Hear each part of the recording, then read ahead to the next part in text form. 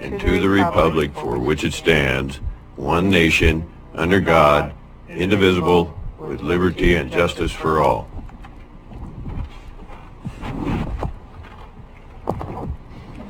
I'd like to welcome everyone here this morning. Thank you for coming.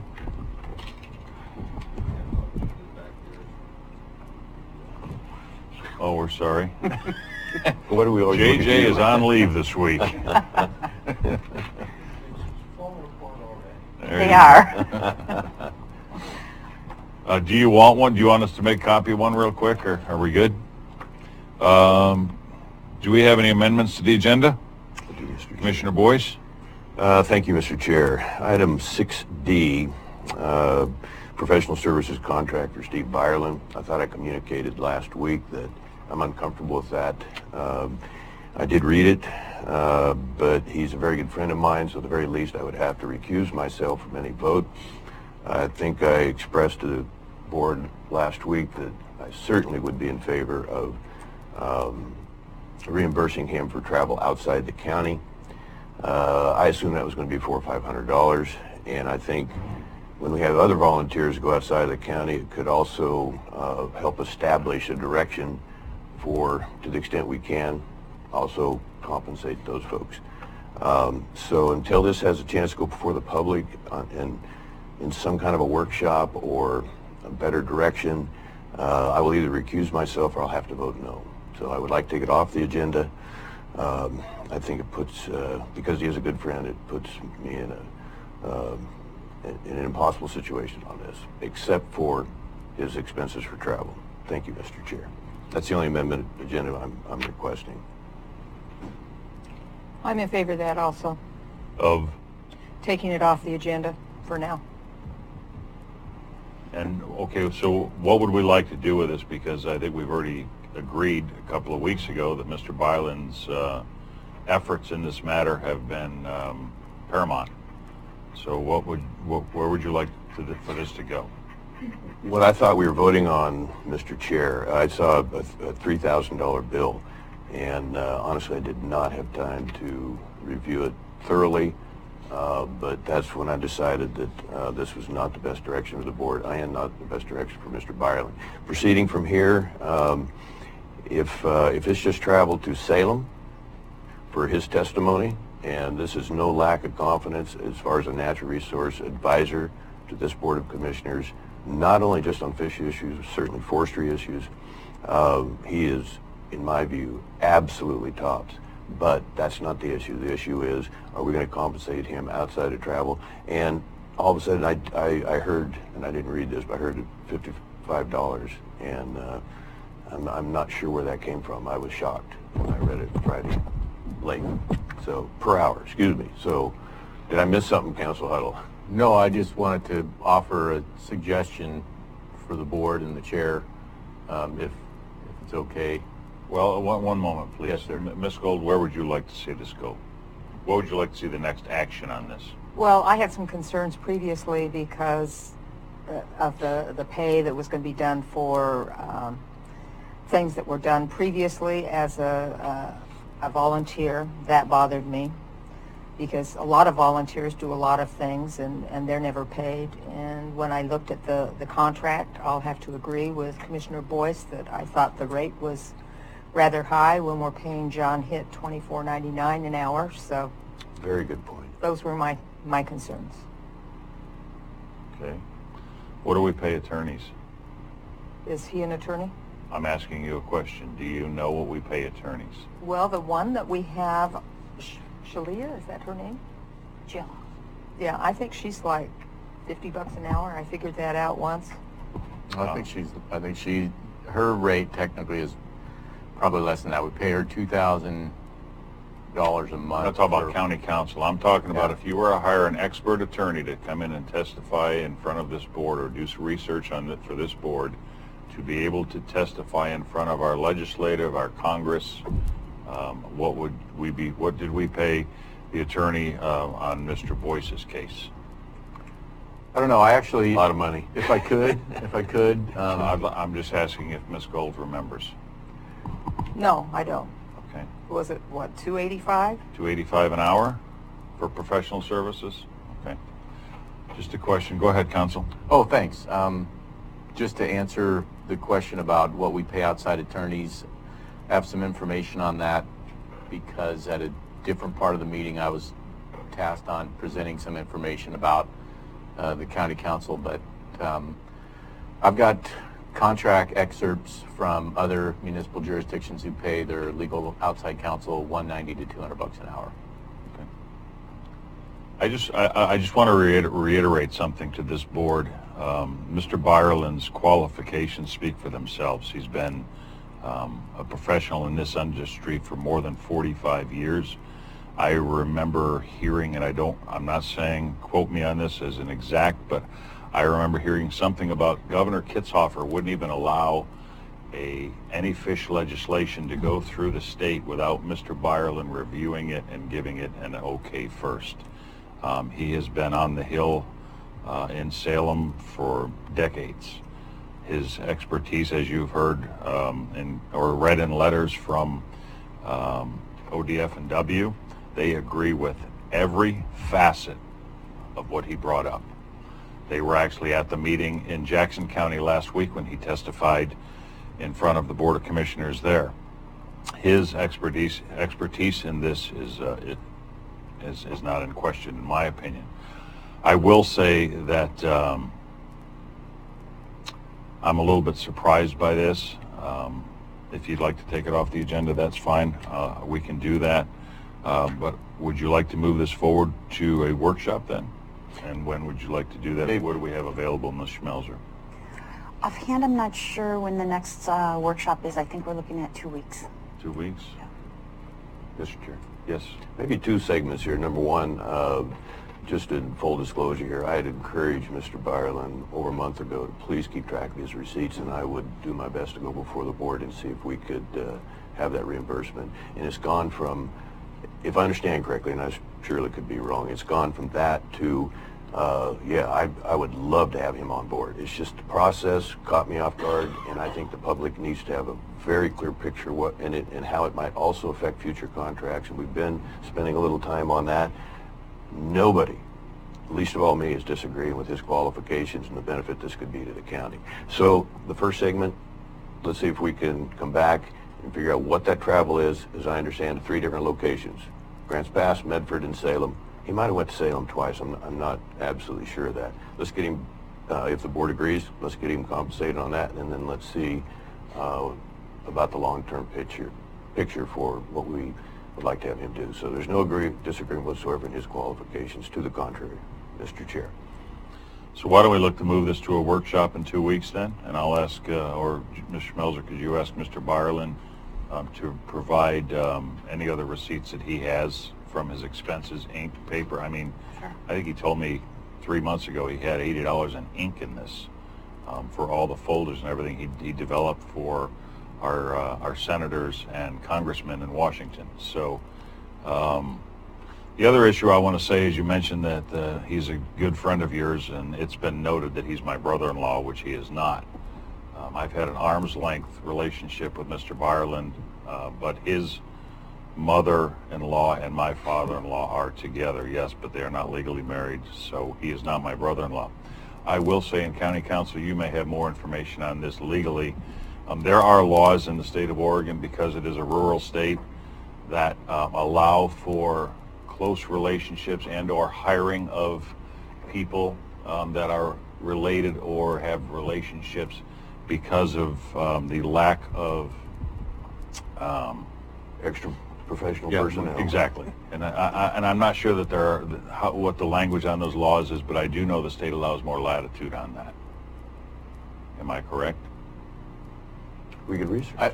I think technically the restrictions in Chapter 244 against taking part in a action that would have a favorable economic outcome to your family or yourself or your business, I just don't think the way you've described the family relationship that he qualifies as family under the Chapter 244 conflict of interest. So I don't even know that we need to look to that secondary analysis you're talking about. I just think in a matter of full disclosure, I just wanted to put that on the record as well. I will say also, the Corps of Engineers, for those of you that don't know, was just found against for almost $300 million on a case very, very similar to this in Washington.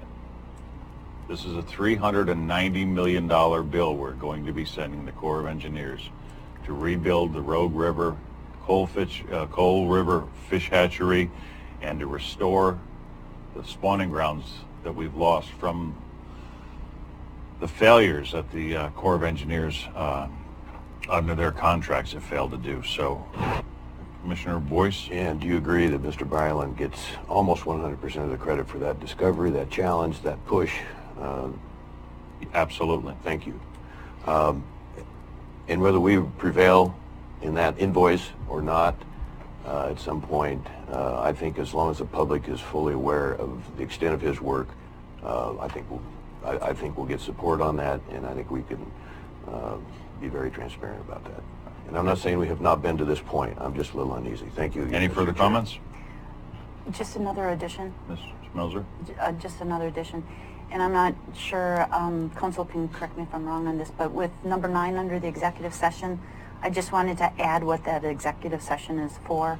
It's ORS 192.660, parent 2 parent, parent small d parent, to deliberate with designated labor negotiators. Okay.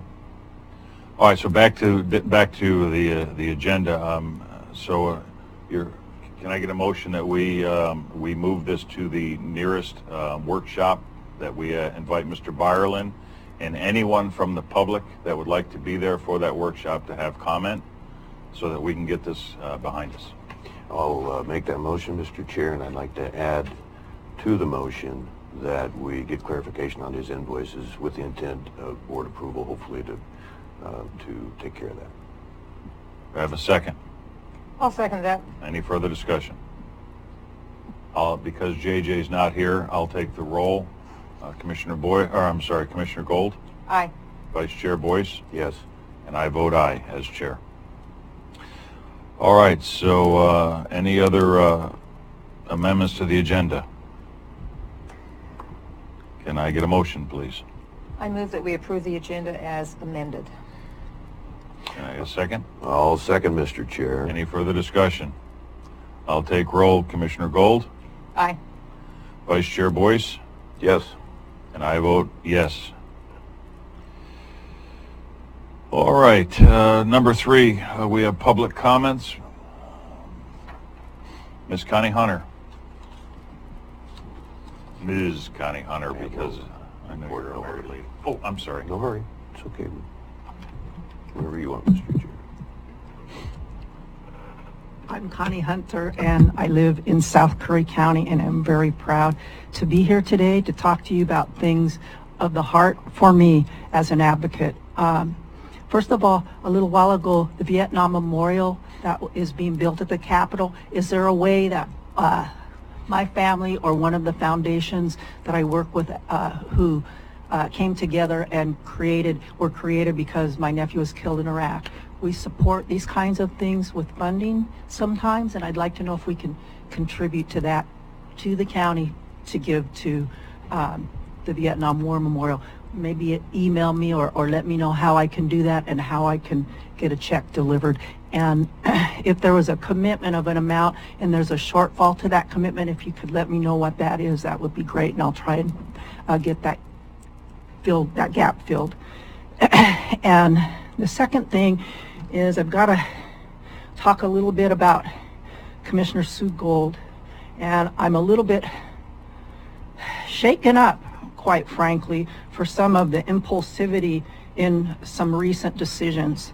2 of them rise right to the top, including releasing sensitive information concerning poor administration of Southwestern Oregon Community College Curry campus, putting people's jobs in jeopardy, and releasing things directly to that dean.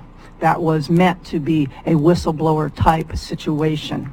A lot of people's jobs are in jeopardy, and I don't like that. Frankly, appreciate that. writing a letter to the governor is a second thing, regarding a hospital in Brookings. On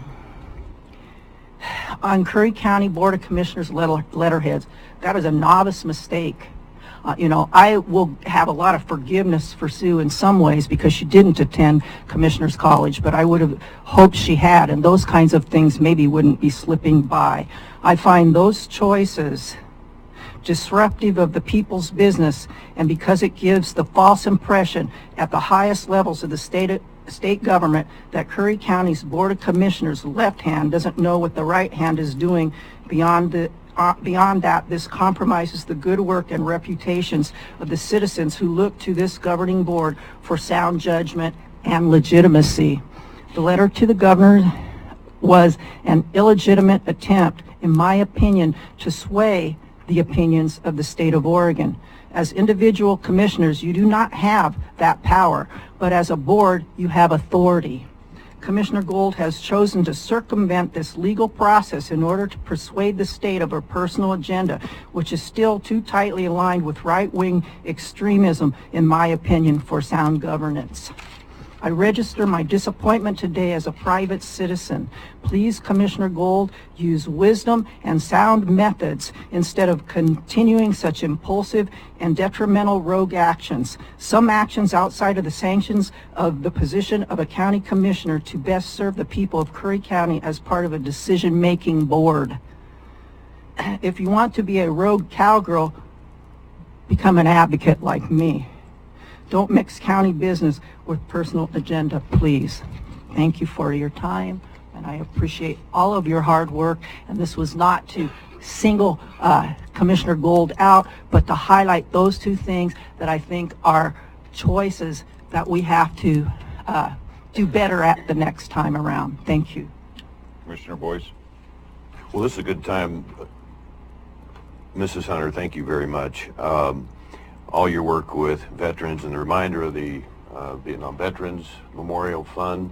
Thanks to some people in this room, we've raised $1,000 without even really putting a good effort. So that opens the door again. It's been a month since we raised that $1,000, so hopefully that's just a start. I'll make sure you get the information, and it is going to go right next to the World War II Capitol West Yard display and memorial, and it is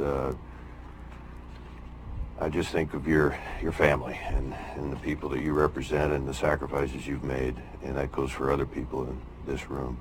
Officer Down Memorial, we're at 27. It's a low number compared to the 2018 period, but of course it just stops our heart. We just lost 3 about 24 hours ago. And you had mentioned just in passing this morning that we lost a couple more in Afghanistan. So the total military deaths that we have in the United States for the year of 2019 is now 6. So we're hoping those numbers freeze right there indefinitely. Amen. Thank you, Mr. Chair. That's all. David Barnes.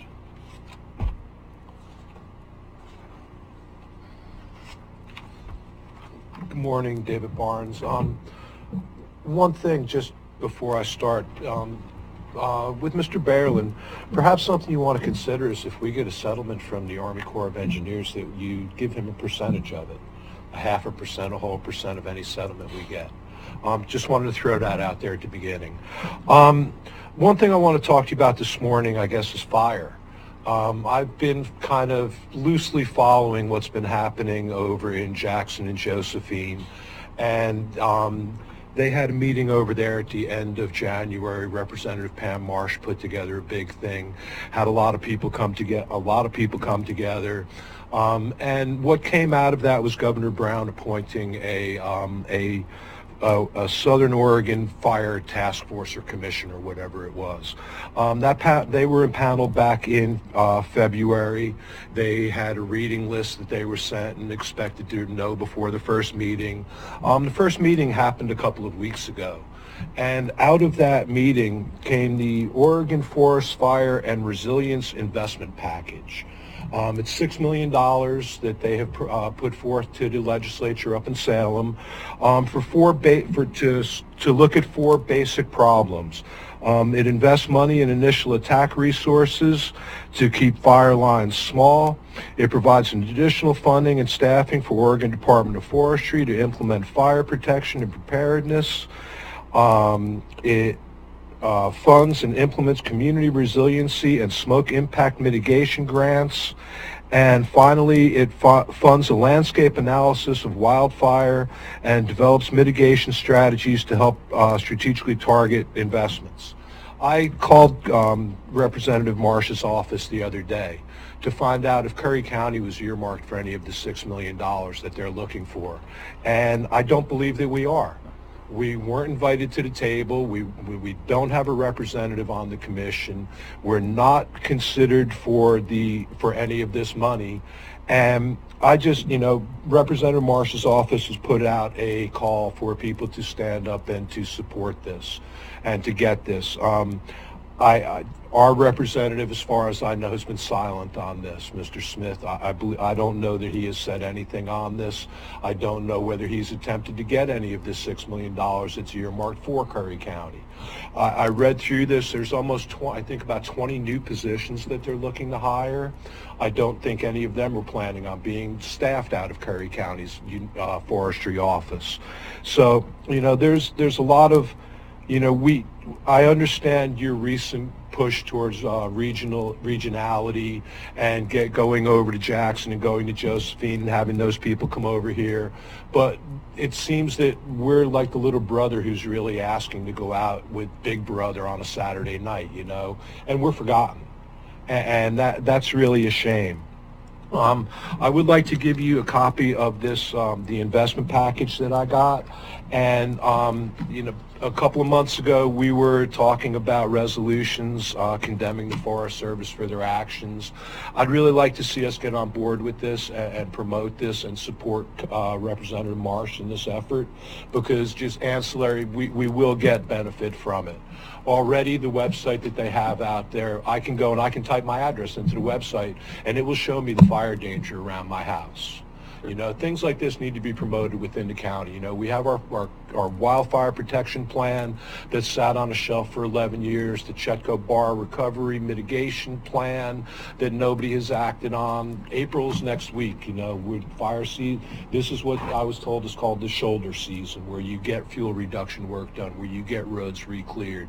And as far as from what I know, we're not really doing anything yet. So I know you have somebody coming in at a workshop this afternoon to talk, but the public isn't allowed to speak at workshops. So I wanted to bring it up now and, ask you to support this plan and, get behind it. It's things that are doable.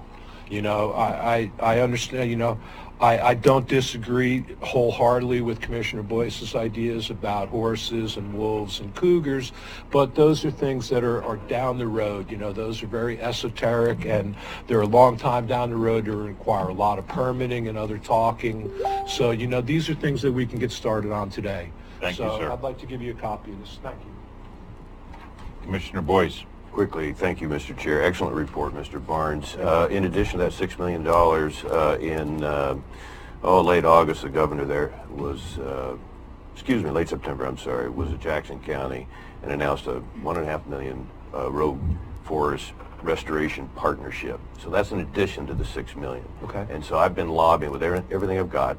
Jackson County is the 4th largest city in Oregon, maybe the 5th, whatever. That's where votes are. I hate to put it in that context, but it has been incredibly frustrating, to your point, where we stand as a county of 23,000 people. With if you take the city of Brookings, no community in Oregon in the last 10 years has been hit harder than Brookings if you just use the natural disasters. And so, I'm going to keep pushing for where is our portion of that $1.5 million. I think Representative Marsh, also to your point, has done a good job. But no, we were not invited, and that's why, to the extent the last 2 years, I've had to fight to be able to get to Salem, to be able to get to Medford, to travel. The abuse I've taken, and but we can start today And you and I have had these discussions. Start today, move forward, and do all we can to Right. catch up and prevail and affect change. Thank you again. Good, thank you. Thank you, Mr. Chair. Mr. Barnes, I also want to say you mentioned, us joining with Joe Coe and Jackson, and them joining with us. I think it's important because we are rural Oregon down here that I'm looking to hopefully form some sort of a coalition so that when we go to Salem, we have a larger voice. We are now costing someone votes. We can cost someone their seat in the House, legislative, or however, as a state senator. So, that's my interest in that. And at Jackson County the other day, when I went there with Mr. Byerland, we spoke to the commissioners, and he was showing me some of the things that they were working on with the fires. And I asked him, what's in that for Curry County? And he said, well, we have yet to get that far. So I think there is some interest in all of us working together. At least that's my hope. And I think with some of the work that Commissioner Boyce is doing on this and the relationships that he's made, hopefully we can move this forward a little bit more. Okay. Thank you, sir. Thank you.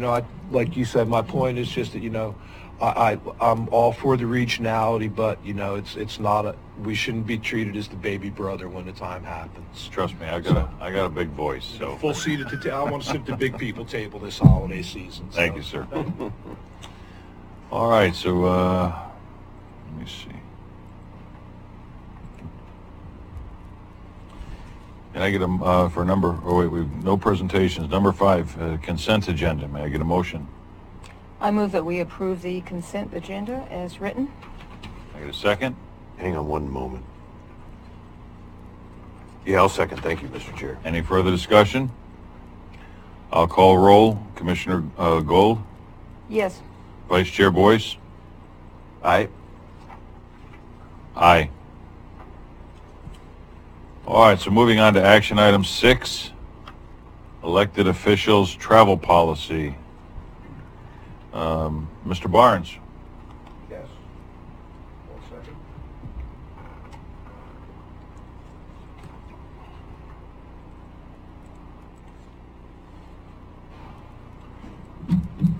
second. David Barnes again. I've read over the new travel policy that you put out, and I like it for the most part. There's one portion of it though, when you get to the end and you're talking about per diems. It says that all requests for per diems have to be put in within 30 days of the end of the fiscal year. The top, it actually states that in order for the better understand the actual expenses incurred in the fiscal year, all requests for reimbursement for travel, meals, lodging, etc. shall be made within 30 days of the close of the fiscal year. I don't know, as an auditor, I don't know how you can gauge your travel throughout the year if you're allowed to maintain your receipts and submit them just 30 days before the end of the fiscal year. In section D, I believe it is. That's where this was. Okay. Right. Okay. No, the beginning of section E. It's called budget limitations. I'd like to suggest that you add a line, number 1 to that, and that being all expenses and per diem requests shall be submitted by the 7th day of the month following the month in which the expenses were incurred, i.e. January's expenses should be submitted by February 7th. No expenses or per diems will be reimbursed if submitted at more than 60 days after the date that they were incurred. This is really the only way to gauge your policy throughout the year, to gauge your budget throughout the year. I've done travel expense reports before by the hundreds when I was working. It's only becomes a problem if you let them build up. If you sit down every month, it'll take, none of you travel that much that it's that extensive. It could be done in 5 minutes every month and submitted.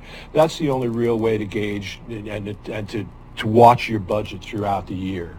So, I'd like to ask that you include that, rather than allowing it to build up. I would like to ask you to include that. I have the wording here that I put. I will give it to You wouldn't mind giving that to Ms. Schmelzer? Yeah, I only need one. And I will say also, I reviewed this again the other day, and I was going to actually ask that the wording of close of the fiscal year, it just say that meals, lodging, travel should be made within 30 days of returning from whatever you were doing. So very similar language, but yeah, I agree with that we can change the language on that.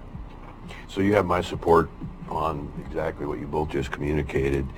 I want to dig a little deeper though, and that is the per diem on the meals. And I've expressed this in the past that you send out a note to let's just say the guy that's packing a lunchbox at South Coast Lumber, that the county employees need $42 a day when they're traveling.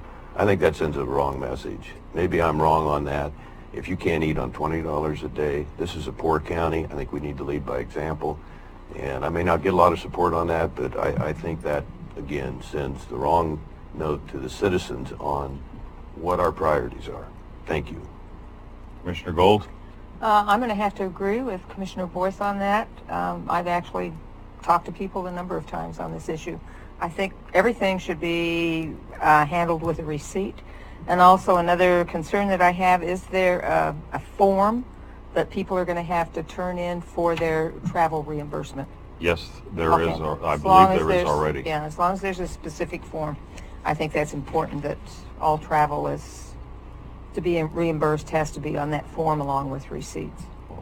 On that, on the per diem for the meals, I'm in agreement with that somewhat as well, because if we weren't traveling, we would have to eat anyway. This is something that you would have to do anyway. So I can understand the a cost difference of eating out versus having to go to the store, buy it, and prepare it. And yeah, there might be a $20 difference per day that way. So to have a $20 or $25 a day per diem versus a 42, because if you were home, you would have to eat anyway and pay the grocery bill. Makes sense to me. So, Commissioner Gold. I do know the school district down in Brookings has a per diem of $30 a day. So, Well, how about we meet in the middle and we say 25? That would be fine with me. I'm okay with that. All right. So can we change that language as well? We can keep in mind that the policy affects the other elected officials as well. Right. Good. So you may want to run that past them before you actually do a final approval on it. So I can make the changes as a draft and bring it back if you'd like. I see our Or sheriff make those just changes stepped up, right so now. I'm guessing he wants to make some comments. Well, it wasn't that long ago that they raised the per diem rate for employees, and I'm not sure if you're talking about just elected officials or entire policy for per diem for employees. It says commissioner and elected officials. That's just it? Mm-hmm. Okay, so my people that I send off to training or whatever, you can't buy a breakfast for less than $10 out there, and you can't buy lunch without 15 bucks. You can't buy dinner for less than 20 bucks. It's just, it just doesn't work. So. And I can understand that, but I guess my point is if they would have to eat if they were home. Yeah, but they're home, but you're sending them or making them go to a place. So it's different when you can make a peanut butter and jelly sandwich at home than having to buy a Reuben sandwich, say, for instance, lunch. It's a hell of a lot more expensive to eat out. But I was just my 2 cents. I know the rate was lower. The board came and increased that rate because of I think it was an average of others that they compared against too as well. Yeah, I believe the state average is $56 a day, somewhere. That's just my 2 And they're headed for millions of dollars in deficit spending too. So if I may, Mr. Chair, there's a notion that county employees, this is the public perception, they need to go to 3 different restaurants in one day. I just don't agree with that. I want to get them every dollar I can in pay compensation, but if they're going to stay at 42, I at least want the commissioners and elected officials to lead by example. So I'm ready to vote today. Oh, if there's hard feelings, so be it.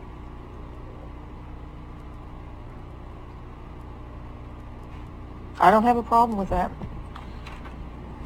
All right, so the number is what then for per diem? 25. 25 for If per there's diem. agreement here.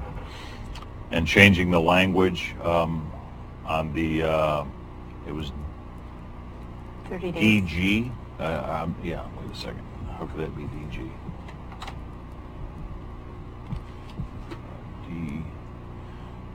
Yeah, meal per diem, which is D on the travel policy, and then paragraph G, to better understand the actual expenses incurred in the fiscal year, to change that to a 30-day close on all receipts being submitted, that you would have 30 days from the time that you return from the travel that you're on to submit those receipts. Do I have a motion? I'll make a motion to approve the travel policy with the changes that were just mentioned. Second, Mr. Chair. Any further discussion? I'll call roll. Commissioner Gold. Aye. Commissioner Boyce. Aye. I'll vote aye.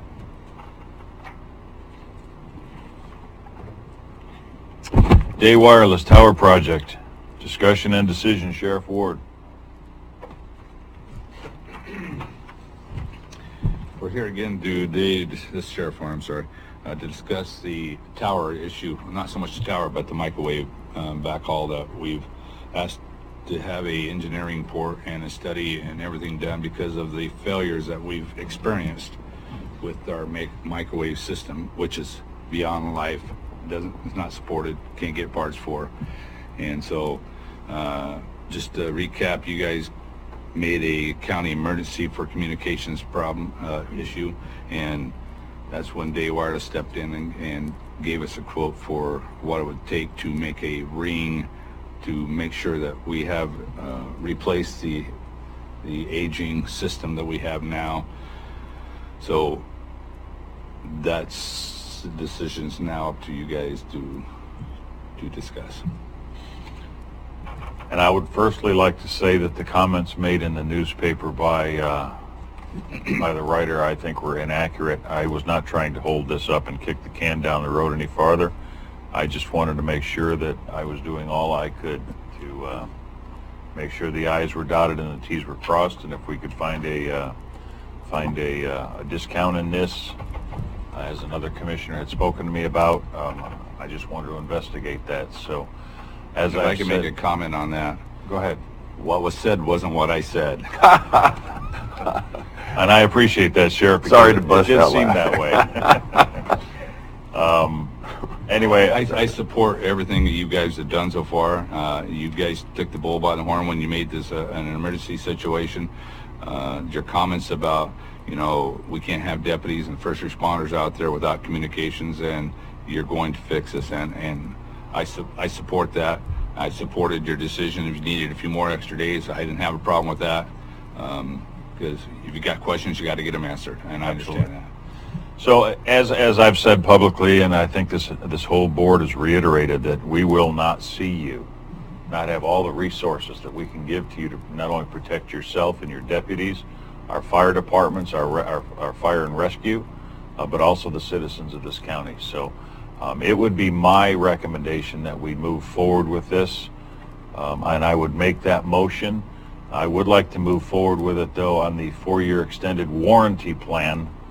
We have already spoken with our road department. The governor has authorized money from the road department for this exact thing. So I think we're in full compliance. I think some of the things we still need to work out is when partial payments or however they're going to get paid, so that our county accountant is fully up to speed and can get out in front of, writing checks and getting this planned out. I think that's the only bump that we still have, that we may have a question for Day Wireless, and I would encourage our county accountant to maybe work with your office and Day Wireless to coordinate that. But it would be my motion to approve the Day Wireless change out as everything as they've requested on here, with the warranty plan from our road fund. So it's still okay to have questions, or do you need a second now? No, if you'd like to talk more about it now. I would. I'm absolutely ready to support this today, but I do, and you covered very good there. You mentioned the road fund reserves. The support we've had from Roadmaster Christensen, I think, has been really good. I mean, he is, like Rob is before him and Crumley before Robbins, they have fiercely tried to guard those funds. Just a side note, Mr. Chair, if I may, I want the public to understand how difficult a position we would be in right now if we didn't have those road fund reserves. I don't know what in the HE double hockey stick we would be doing. So I'm very thankful that that money is there, but it leads to what we have got to do as a board, and frankly, you know where I stand on the lack of effort the last 2 years to try and find additional resources. It's not too late, and we can, but there is tremendous responsibility and pressure on us to figure some way. You cannot run a county strictly on property taxes. No one can do it in the United States of America, especially Oregon. The only other thing I had, Mr. Chair, and you referenced this, thank you, on the pay, how this might be segmented or what, I didn't, if it's in the documents here, I missed it. So we don't need to discuss that today, but I'm just hoping there's some opportunity, Sheriff and Captain McDonald, that we will have maybe over an extended period of time or something. Also, I noticed that we have in the map here, Cape Blanco, Agnes, Courthouse, Grizzly, Bosley, Black Mountain, Brookings. So there's actually 7 different locations that they are maintaining. That finally sunk in with me. And also you referenced, which I appreciate, the extended warranty, and that clears that up for me. That's all I have on this. Thank you. And from this, I would also like to look to, anything additional that we may put on these towers, and all those fees that we direct them to, a maintenance fund for these towers, so that we are planning for the future. In 4 years, when these warranties wear out, that we have some funding to do more work on these, and I'd also like to look at the rates of what we currently charge for any space we have on these towers. Make sure that it's at national averages, so that we're not being usury, but I want to make sure that we're being fair. Commissioner Gold? I don't know whether that was part of your motion. I totally agree with getting the deferred maintenance in there, charging people, but I also want to make sure that I understand this is a loan from the road fund. Is that correct? Was that? Oh, I thought County Council raised his hand there. I'm sorry. I personally, I can't see how this is going. How can the county pay this back at the state we're in right now? I don't see us I can't promise the road department that we're going to pay something back that we don't have resources for. If we get resources, let's say that Mr. Byland gets us $20 million from this Rogue River thing, or we get some additional funding for this county, as I am, and I hope this entire board is working diligently to do, to offer it back to the road fund. I would love to do that, but to promise the road fund through a loan that I'm going to be able to pay them back without having, I can't buy a house if I know I can't pay for it. So I can't agree with that. Commissioner Boyce? Thank you again, Mr. Chair. Yes, Director Schmelzer brought that up last week, and I'm glad also that you mentioned that. Part of our strategic plan, our absolute goal, one of our main goals, should be, and I've talked to the public about going back as much as 5 years to repay some of the loans. When maybe interest-free, hopefully, but this is a huge, as you stated, a huge chunk of money that's coming out of that fund, and we, through our plan, get the goal set to repay it. And I hope it's possible, and I believe if we get our heads together, it will be possible. Thank you. And if we go by the governor's language in her letter, it's pretty clear that she wants us to do this and use the road fund. So, again, I cannot see us promising to pay this road fund back when we don't have a way to do that at this point. So what I would like to do is make a motion that we approve Day Wireless's bid to do this with the warranty, and also direct Ms. Schmelzer to look forward for equipment on these towers. If we can rent some of the space or whatever on these towers, that we can do that and make sure that the pricing that we have on that is apropos for what the services are. Sure. I do know Day Wireless right now maintains the leases and they track that for us, but I'll dig into a little deeper on that and bring that back. I'll second, Mr. Chair. Just to reiterate, the road fund, the road department radios rely on that just as much as we do. Yeah. If we Well, we don't have towers. we're in the middle of a Excuse motion me. right now, so. Sorry about that. Do I have a second? I seconded, Mr. Chair. Oh, I'm sorry. Any further discussion? All right, I'll do the roll. Commissioner Gold? Aye. Commissioner Boyce? Yes. I vote aye.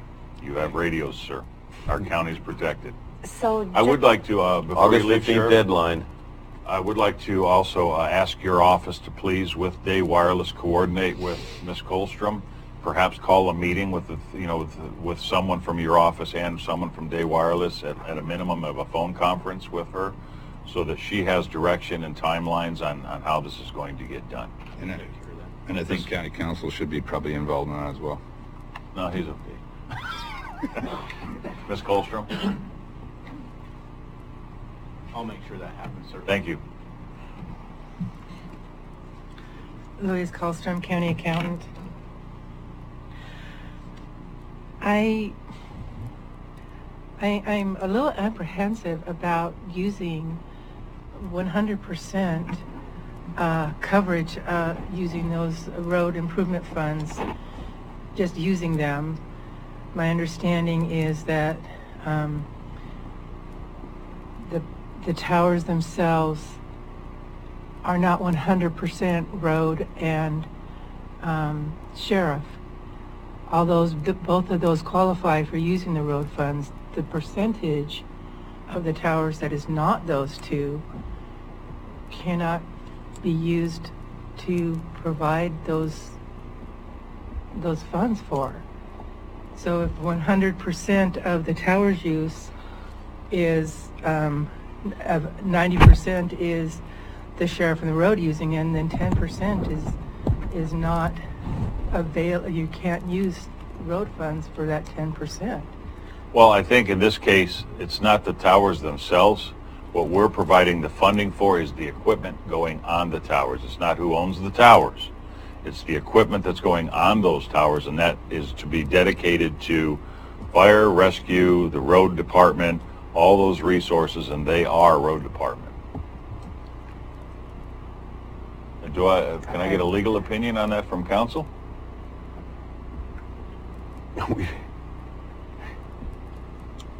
We have an emergency, if I may. And the governor's, we might be cellmates. I don't know. So, again, we want to use road funds to put in a microwave communication that will serve the road department's needs. On the towers, yes. Okay.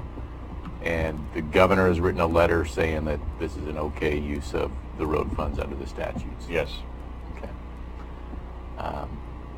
So again, and then my understanding is that the users who are not our road department who are paying us to be on there is going to pay us money, and we'll use that money to replenish the road fund as much as we can. Correct. Okay. All right. So I think we have a plan to replenish the portion that the county accountant is identifying as perhaps not road funds. And as the sheriff has explained, the road department uses these microwaves for their communication. So it looks like there's a defensible argument that this is a good legal use of the road funds, whether it's a loan or just an expense. I just wanted to make absolutely 100% positively sure, because I'm the one that's writing the check and I'm the one that's responsible for those road funds. So. And I understand. But you are also, and I'm not meaning this in the wrong way, but you're being directed by a board to do that. So that's your responsibility under the board's direction, so you have no liability on that. Commissioner Gold. I just want to make one I don't think that's true. point here. In that motion, I don't know whether it was clear that all of those funds that are brought in from outside entities will be put back into the road fund. I didn't get that out of the motion. I got that to go to the tower's maintenance. Yes. That's what I fund, got and out that's of not it. the road fund. And that's the motion. Yeah, that was what we That's approved. tower Yes. maintenance written. Yes. Meanwhile, do we need to have a discussion at some point what our authority is as a board versus county finance director? Because there seems to be some concern. I think everything's clear. Thank you. All right. Thank you. Thank you. Before we move on, I just want to clarify, so at next week's meeting then we'll have an order just verifying what was decided and the findings. There has to be a legal notice in the paper.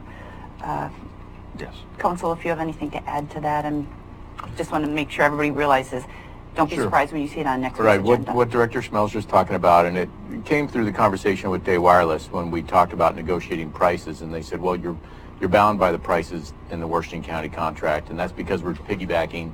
And when you piggyback, you have to put a notice that you're piggybacking, and that's what after the decision was made to go with that, we then have to do the notice, and that will be up next week, and so it'll come back in the consent agenda just to approve this. And that's about it. The Sheriff, just so you know, and I just want to make clear that your office understands that we do have to notice this for one notice in the newspapers. Well, yeah, I understand that. So that it'll be back on the agenda for signature next week, but it is board approved as of now. We just do need to notify everyone in the county that it's happening. And in the meantime, again, the captain will get a hold of Day Wireless and county accountant and trying to work out all the details. Yep. Perfect. Great.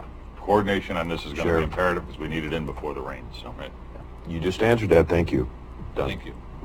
All right. Next up, we have 6C, scheduled SASO Second Amendment workshop. Ms. Schmelzer?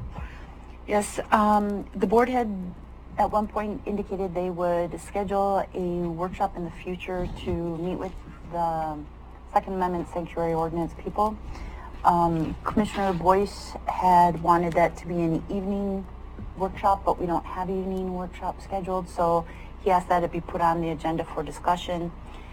In the meantime, it's my understanding that one of the people who wanted this on the agenda has passed away. Yes. So I think the board should decide whether they just postpone this indefinitely, schedule an evening workshop, or which direction they want to take. Well, I would imagine they still want to move forward with this. I would like to hear from them if they want to move this any farther forward. Yes, they do. But no urgency on a date. I'm thinking, Mr. Chair, possibly not before May 1st. Okay. Well, why don't you coordinate that with them and then bring it back to us so we can go forward. Commissioner Gold. I don't know whether either of you read the legal brief that was given by sheriff and a retired attorney. Came up with this, but I have some concerns about this issue as a whole, simply because we have all made an oath to uphold not only the Oregon Constitution, but the U.S. Constitution, and a lot of stuff in there is just totally against it. So Well, and I have a problem with it in general. And I agree with you. I have some issues with the language in this, as we already have something very similar to this in place. What I am is I would like to facilitate if it has to happen. I just want to facilitate the conversation, and perhaps our sheriff's department, and we can have some legal counsel there to reiterate the laws on this. And conversation, I believe, is always good. To move this forward, I don't think it's this board's job to move something like this forward. I think if they wanted a ballot measure on this, that they can bring a ballot measure on it. It's very easy Well, to do. they could get a petition out there and do a referendum. But at least to have a conversation, if they want to have a conversation about it. I'm a 100% Second Amendment. I am 100% protecting this nation against anyone that wants to tear down our walls. So,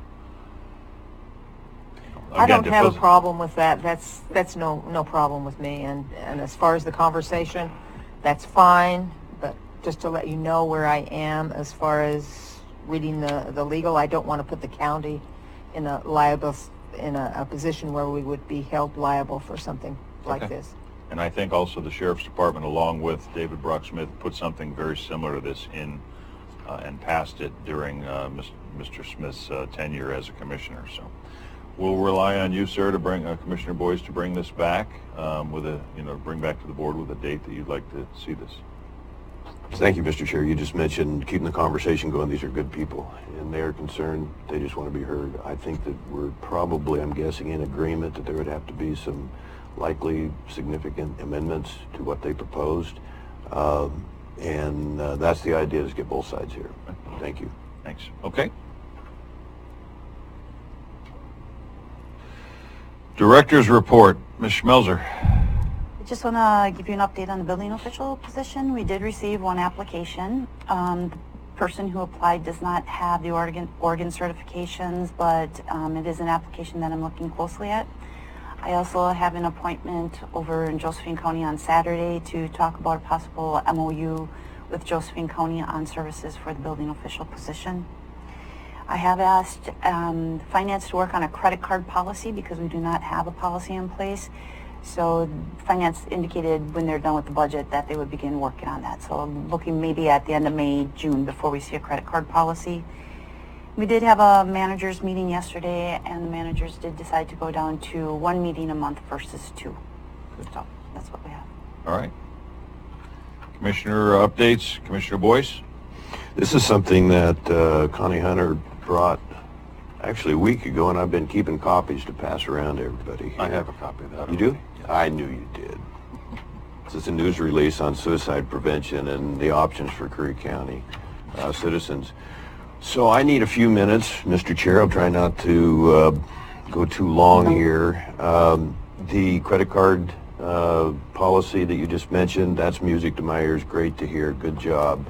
I want to read something from Southern Oregon Workers Investment Board. I'll abbreviate here, but it's Nurse Clinical Faculty Awards. So one of our students at Southwest Oregon Community College is going to get a award, and the emphasis here is the nurse shortage in Oregon, and it goes back to what Economic Development Coordinator Madison has been working on with Curry Health provider recruitment, and we're making a little progress there. So I'll just read the first paragraph. Award presentation for Judith.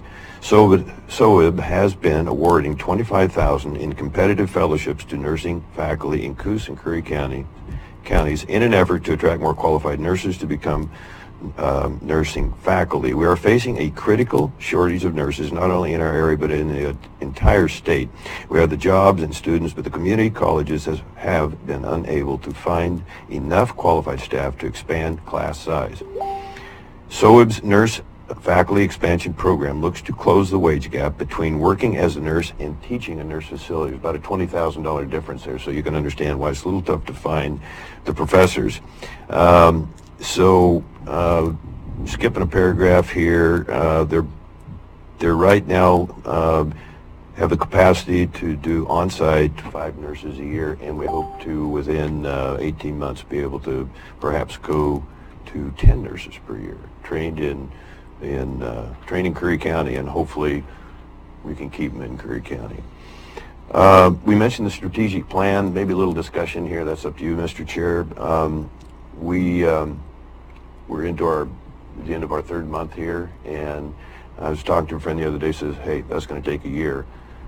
That may be true, but my concern is we don't have a year. And so I don't know how the board, and I'm not trying to pin anybody down today, but how the board might want to move on that.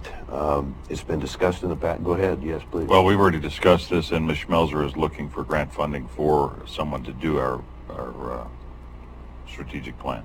I think once we find that, it's just a matter of several months to get it done. I don't think it's going to take a year.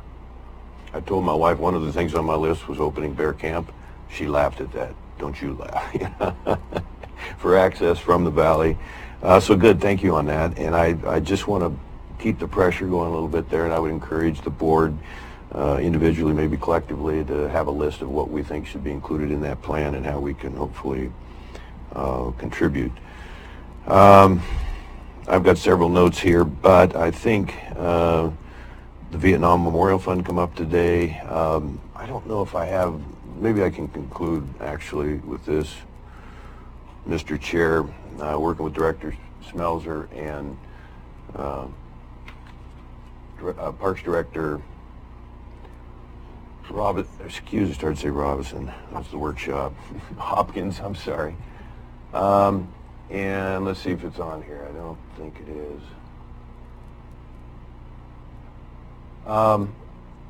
It has to do with an adult shop in Brookings, and I've had several. It's right there.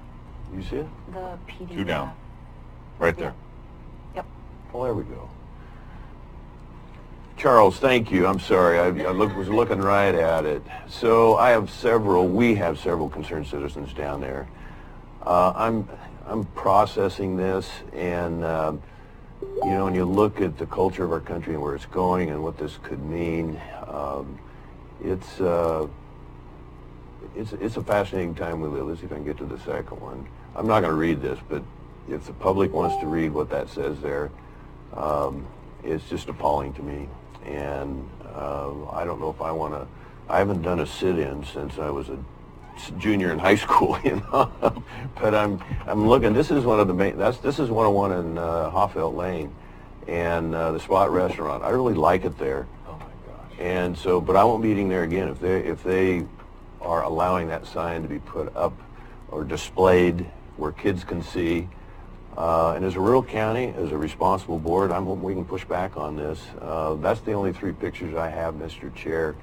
I don't have a plan right now that I want to recommend to the board, but I'm working with citizens. But A question. yes, certainly. Did they apply for licensing here in the county? Well, that's what we need to know, and we need to research this. And I would imagine their license would have had to have been explicit on what they were going to be doing there, and that's something that we should have looked at. Well, we don't have business licenses, but I would have to check with our planning director to see if they had a permit or were required to have a permit.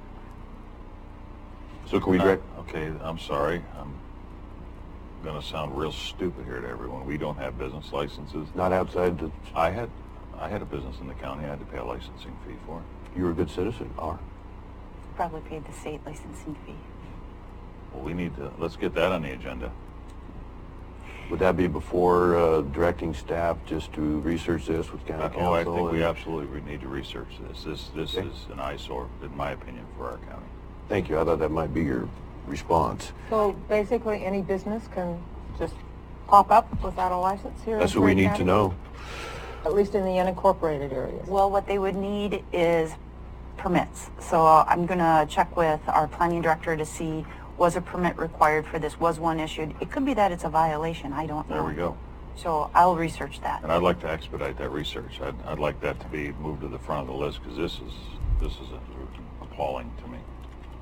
Do cities require business licenses? Just curious. Yes, Most they do, do. yes. Oh, absolutely. Okay. I pay a business license for my business here Okay. in the city. The county did research having business licenses at one point, and I'm not sure, Council, if you remember what happened with that. It was right about the time I left, so I'm not sure where those conversations went. Just the Board of Commissioners opted not to have a business license. I'd like to get that looked into as well, and Okay. move this into the agenda if we can, because I think that this is part of our duty to protect our kids from this kind of stuff. And you know what? We're all adults, and this is part of our life now. And we can only protect our kids so much. But the amount of people that might not eat at that restaurant because there's a great big sign sitting on the side of the road that says adult shop, if they incorporate that as maybe part of that restaurant's business, that will cost that restaurant revenue. So that's punitive against that restaurant, in my opinion, and I would like to look at this, expedite looking into this. Mr. Chair, Thanks for bringing that up, by the way. you're welcome. Thanks to the people that brought it to my attention. It stops your heart. And our number one job is to protect the public, and it starts with the kids. And so I just don't want this in my county. If that's brash, I don't care. If it offends somebody, I don't care if they've got. Read the sign. Yeah. So I think our second or third meeting that I had in 2017, we had a young lady here that I'm going to guess was probably in her late 20s, early 30s that had the courage to come here and offer public testimony. And she was even shaking a little bit. I don't know if because she was nervous, but she begged us to, excuse me, let me rephrase that. She really challenged us to understand what was going on in Harbor. And I won't reference, because I don't have it absolutely correct, but her comments were unbelievably powerful. And I'm going to even ask the board to ask staff to go back and recoup that. I don't know who I don't recall her name now, but I'd like to know more who that person is and how we can help and how it might be related to this. You look at sex trafficking that's rampant over the border and in this country. This is where it starts. Thank you, Mr. Chair. That's all I have today. Commissioner Gold. I am going to be doing a rebuttal to the comments of Dr. Williams at the last meeting.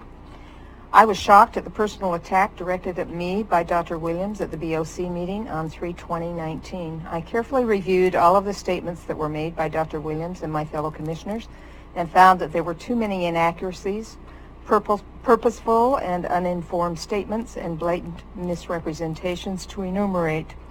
I will only be addressing those statements that I felt were most egregious. 1. The letterhead I used and sent to the letter to the governor on 3/11/19 was brought up as a big issue. The top of the letterhead says Curry County Commissioners, and I am part of that board. Neither Commissioner Patch's name nor Commissioner Boyce's names are mentioned in that letter. My name was the only name that was on that letter. All statements in that letter can be documented for their veracity. Dr. Williams stated that by recommending an ER be delayed, she, meaning Sue Gold, is harming 93% of patients. I definitely question those statistics and would like documentation that would substantiate this accusation. The issue of a hospital in Brookings has been ongoing long before Commissioner Pash moved here and before Commissioner Boyce returned from his business and political efforts in the Valley. In 2015, the issue of a standalone emergency room, ER, was brought to the forefront after tens of thousands of taxpayer funds were spent on lobbyists, attorneys, travel, and meetings in order to implement an administrative rule to change our state regulations.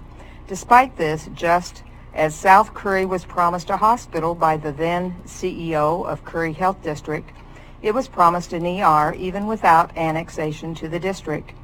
That was almost 4 years ago. So what possibly could be the urgency now? In my opinion, the answer to that question is money. The chair of the Curry Health District Board has been documented in a board meeting saying that we don't want to serve them, referring to South Curry County, we just want their money. This was witnessed by a number of South Curry residents, as well as reported in the pilot, and this statement has never been retracted. This individual is still their board chair. 3. Dr. Williams indicated that when Huskanagan went out, that hurt everyone significantly, and that's not a common occurrence.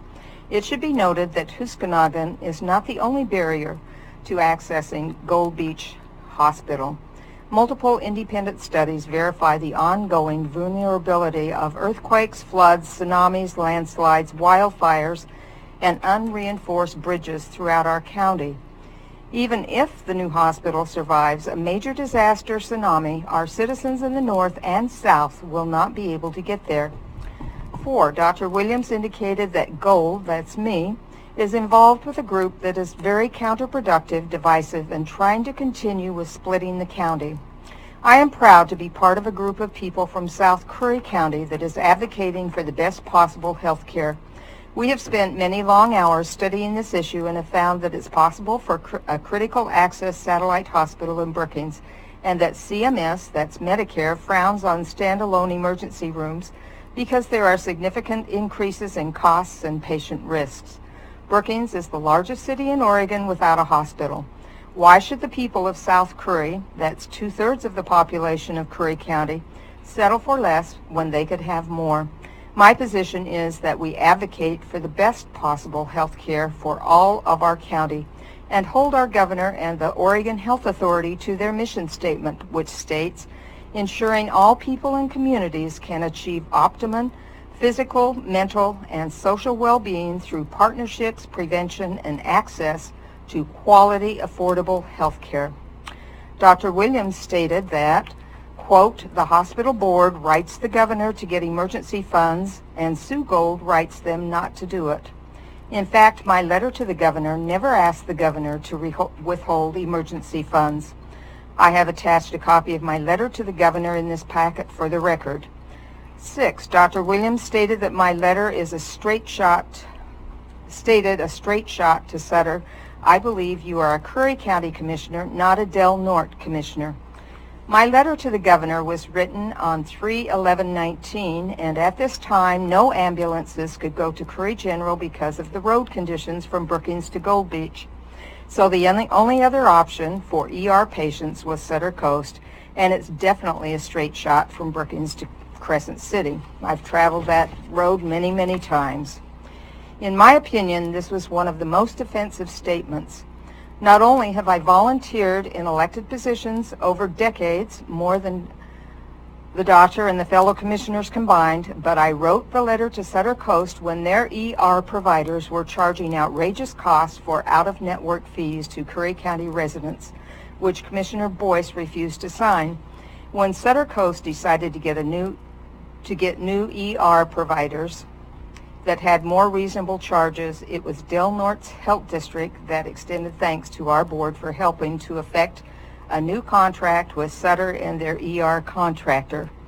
7, I said that I was advocating for a critical access satellite hospital, and Dr. Williams stated, what you are advocating for is to stop a Brookings ER, and what you are advocating for may not be possible and may not be economically feasible, but it may delay the emergency room for the next year or two, and that should not happen. That's criminal.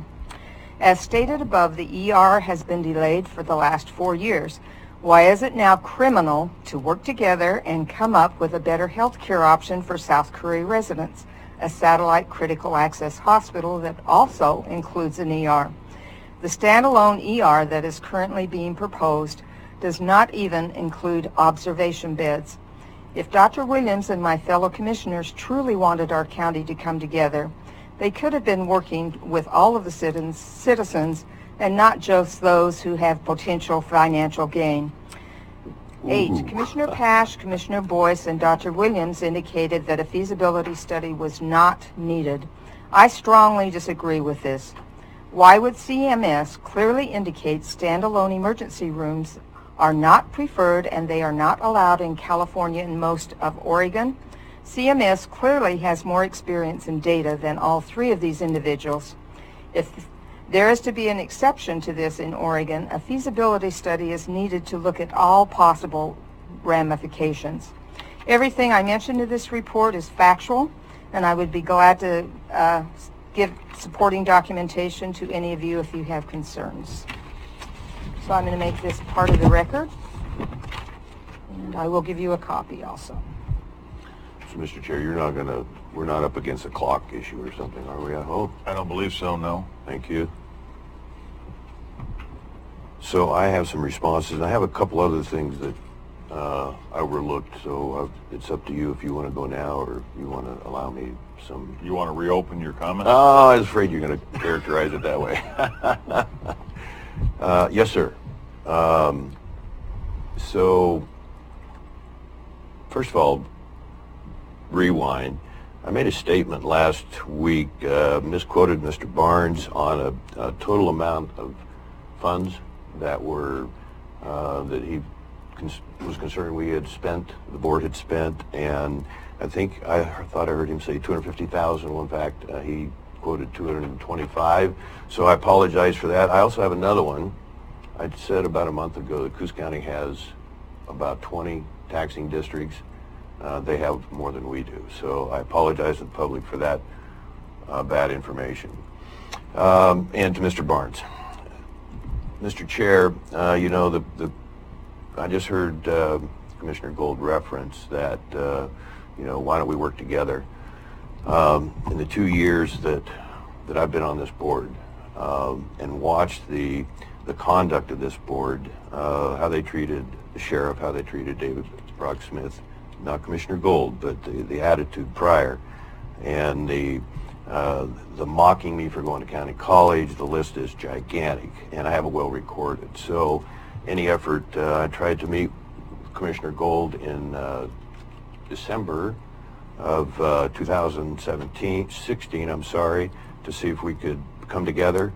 We had a meeting set up. She canceled, would not return my emails, and you know the rest of the story from there. I was never able to sit down with her, and that's regrettable. So as we try and come together or get along, which is what the public requires, it's when you have the wrong people in charge, well, that'd be me, you, Commissioner Gold, Commissioner Huxley, whomever. When you have the wrong people in charge, there are consequences. And so the first thing I want to say, back to Mr. Barnes's comments the other day, there is a notion out there, he didn't promote this, but there's a notion out there that we raised our pay. Okay, there's basically been no pay raises for commissioners in Curry County since 2010. 2014, there's a little bit of adjustment for retirement or something. I don't know what it was. We could research that if you need more information. The only one that got a pay raise in this board 2 months ago was Commissioner Gold. Okay, mine was reinstated, yours was clarified. She voted for her pay raise. After the first 2 years telling the citizens that she would be working full-time for $10,000, well, we know that's not even remotely close to true. So what I would like, not to bog this meeting down too much today, I'd like to have a workshop for all three of us sit down with the public and simply defend our records.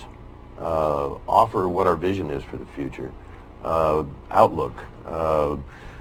You know, I think that could have a lot of benefit to the public. I think we're responsible to go before the public and outline some of those things. I'm just going to highlight here, there's about $500,000 that went out the door. And I think it's very easy to follow. I think it would suggest an audit is appropriate. We got hammered, you and I, pretty hard on a KCIW interview not too long ago. It was most dysfunctional board that Commissioner Gold has ever sat on. And I was also mocked in that program. But just scrolling down here, shows who's getting what in this county, who's getting paid, the county council, the sheriff, and I have no complaints with any of these figures, except maybe the clerk and the assessor both have been here for 30 years and they're paid less than I am. I don't know if that doesn't square, you know. When it comes to the commissioners' raises, the compensation board recommended, thank you for the time, by the way, Mr. Chair, but they recommended $71,000, $5,000 more than what we're getting. I've been happy at 66. That's the agreement I made with the citizens in the beginning. Part of my salary was taken by the former budget committee, and you know, I said I'll give that money back to the public. I got overruled on that. I think you're the only one that voted for it with me. But anyway, our two sister counties, Tillamook and Jefferson, both have about 24,000 people. Their commissioners get over 80,000. For a comparison, for what that's worth.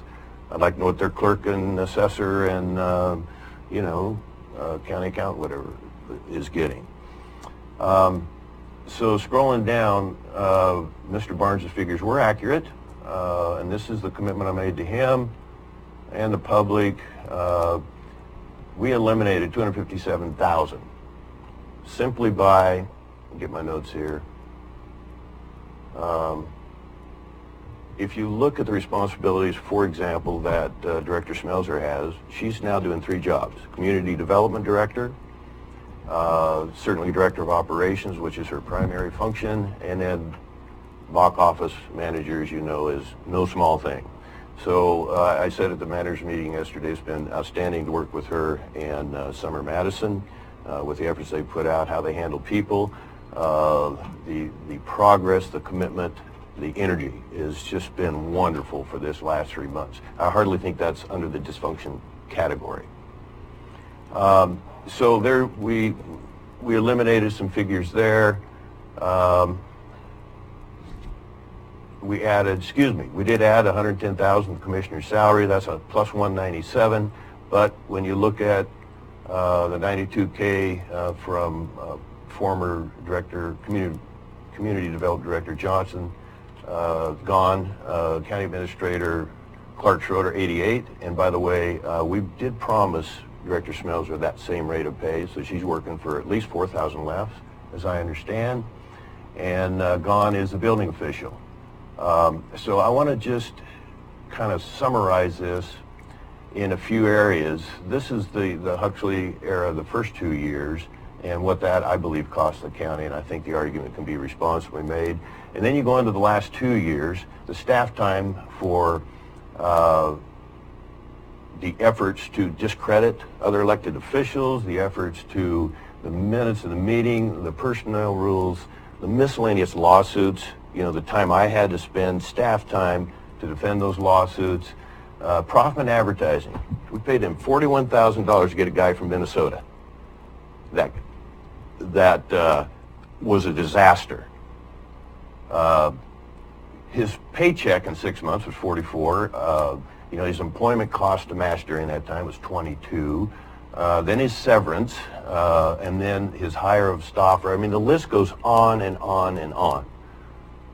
And then the $5,000 to give him to try and put me in my place on the travel policy issue. The county annex break-ins, when I asked twice to have this building properly secured and was turned down by the other two commissioners. How about $21,000 Attorney Bischoff? That ended up costing us extra. Just in our SEIU, just that example, 17, 18 employees end up costing us $40,000. So yeah, I can give you more information on this, but it comes about $500,000 went out of this county, and it has got to stop. I'm working on that. I think you're working on that. There's other issues that could be included to this. We'll put it in a better format so that the public can know what we're dealing with and what we have to try and overcome. And the clock's ticking. That's all I have, Mr. Chair. Thank you. All right, my comments. I would first like to comment again, reiterate on April 27th in Lower Harbor Road in Brookings, and also here on Colvin Street. We are, Corporal Jeremy Crone is asking for a national drug take-back. Anyone that has any drugs, prescription drugs, I would imagine the sheriff wouldn't mind the illegal drugs, whatever, just bring it in and dispose of them properly rather than putting them in the trash and or in our water systems by flushing them.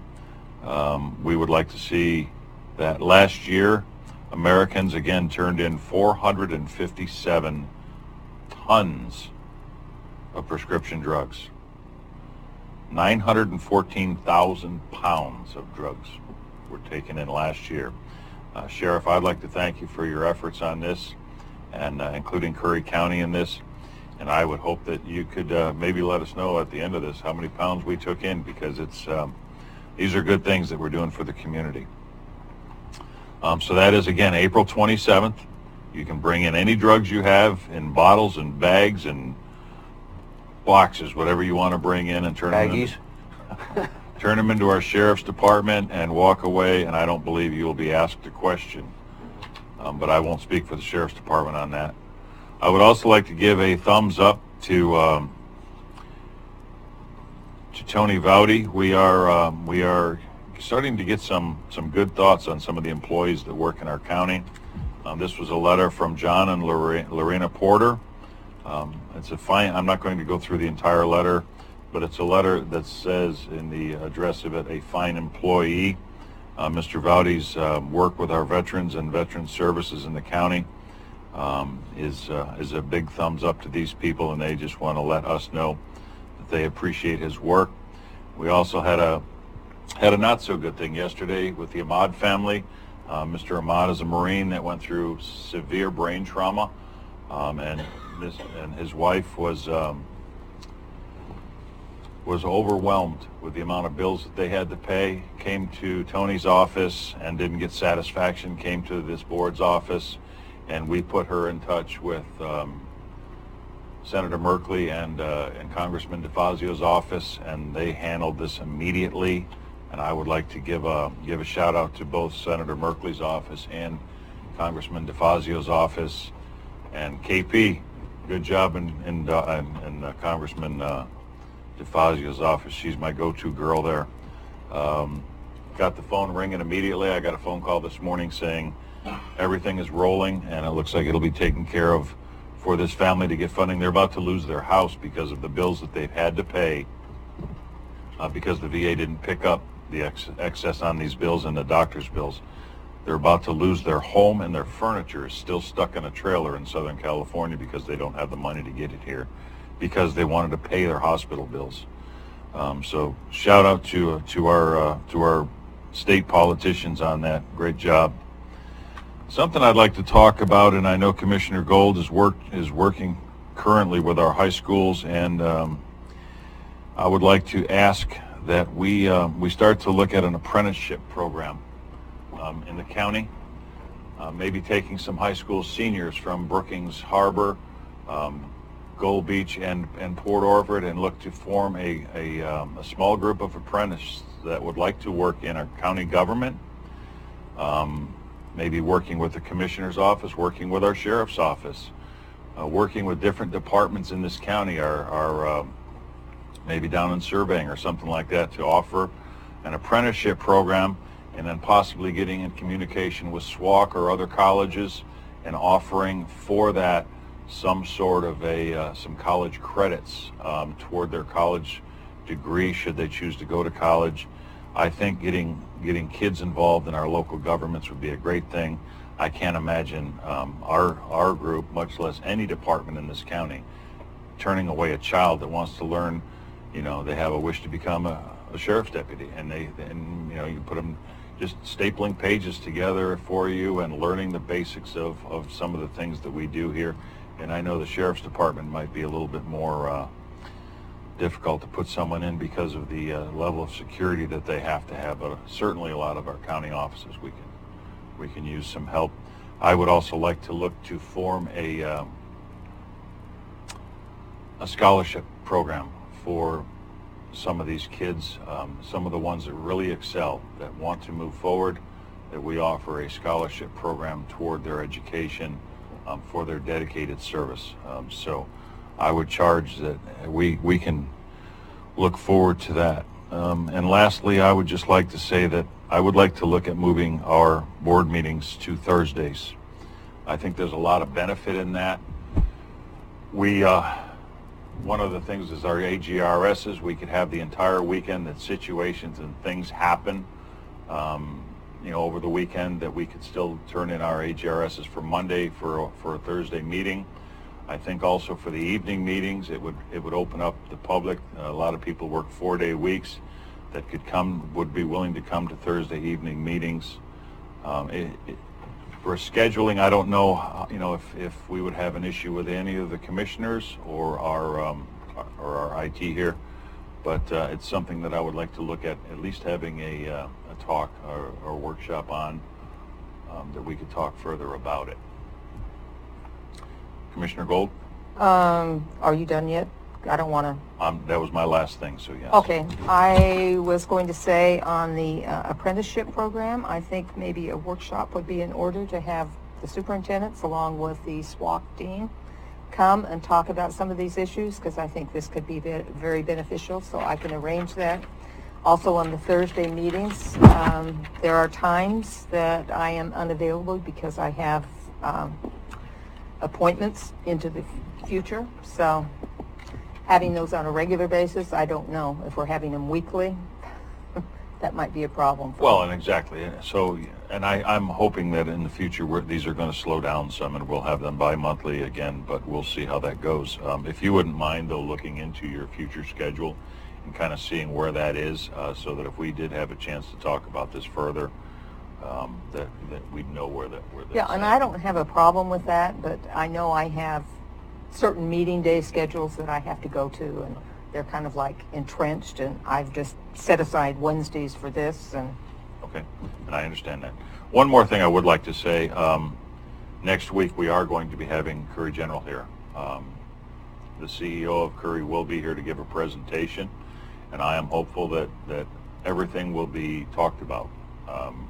Any questions will be brought up, and everyone that wants to come to that meeting and interject, or at least listen to the meeting, so that we have a full understanding of the emergency room process, of the pluses and minuses to having a freestanding hospital in Brookings Harbor, or an emergency room.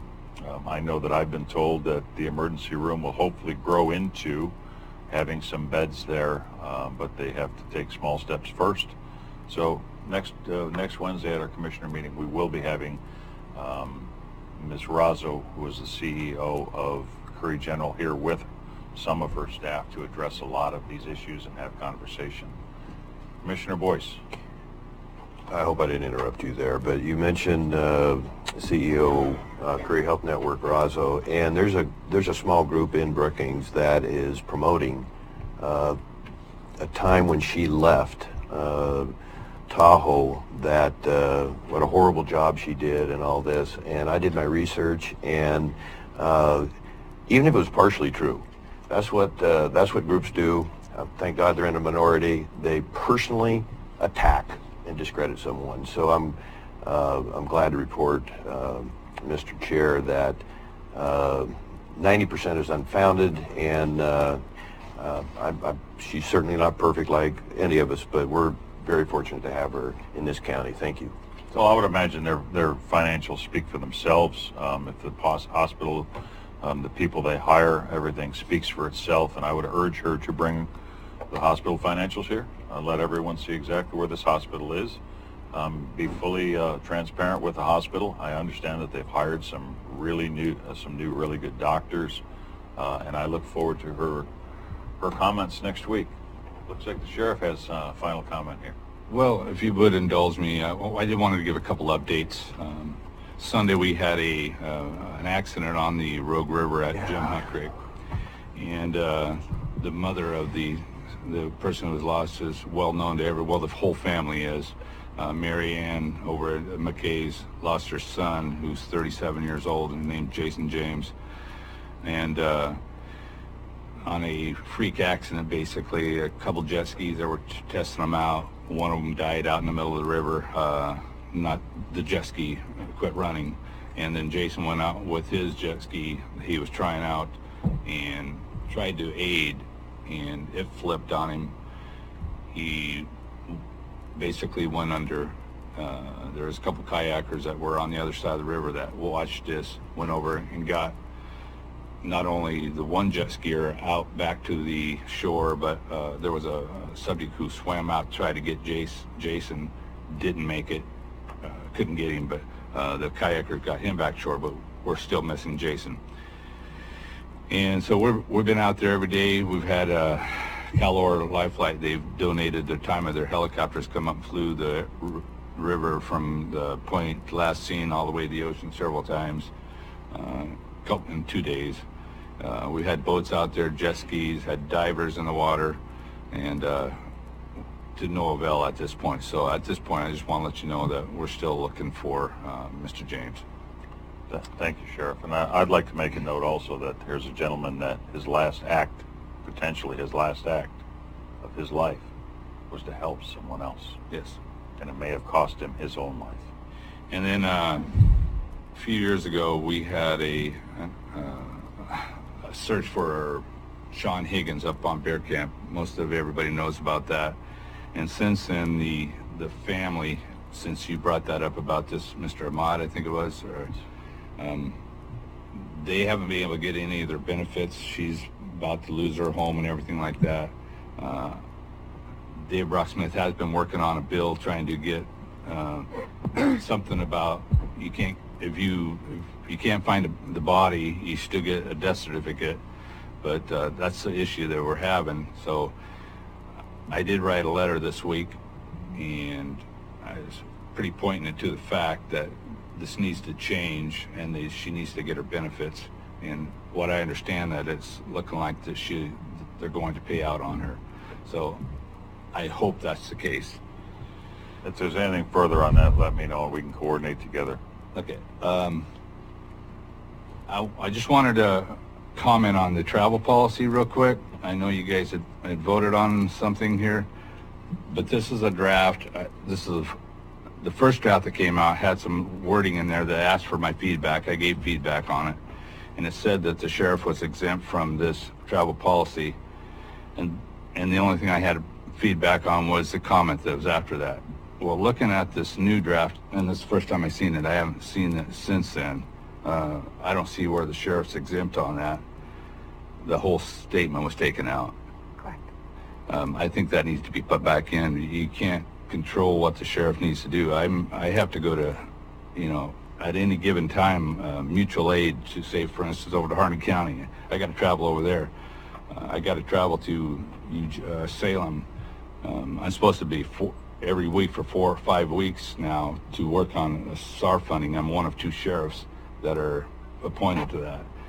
And there's things that come up on investigations and meetings and conferences that I have to attend that I shouldn't have a thumb put on the sheriff saying, you have to watch what you spend and what you're doing.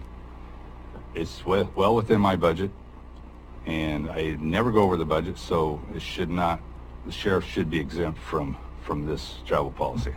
So at this moment, why don't I make an amendment to that motion that was passed? Can we make an amendment to that and add the line into the draft language or the policy language that the sheriff is exempt from the travel policy? How about this to make it simple? Up at the top it says Curry County Board of Commissioners and elected officials, and then you could put except the sheriffs. Well, I'd rather have the line just the sheriff is exempt from this. Okay, on there. whatever. It's clear that way. Do I have a second? I'll second, Mr. Chair. Any further discussion? I'll call the roll. Commissioner Gold? Aye. Vice Chair Boyce? Yes. Chair Pash, aye. So we've got that amendment in there. And once again, I want to really thank you guys for the civility that you guys have shown since the 1st of January, and the hard work that you guys are putting into it is so refreshing that a board like yourselves are coming together. You may not agree with each other all the time, but you do the right thing, and that's what I appreciate. Thanks. Thanks, Sheriff.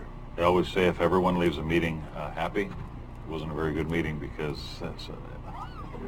Anyway, so we are now going to enter into executive session under Curry County ORS 192-6602D to deliberate with design labor negotiators.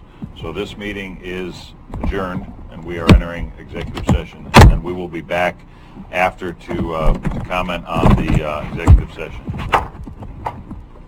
38 on Wednesday, the 27th of March. Everyone after the executive session is to proceed as we talked about in executive session. Anything else in this meeting? This meeting is adjourned.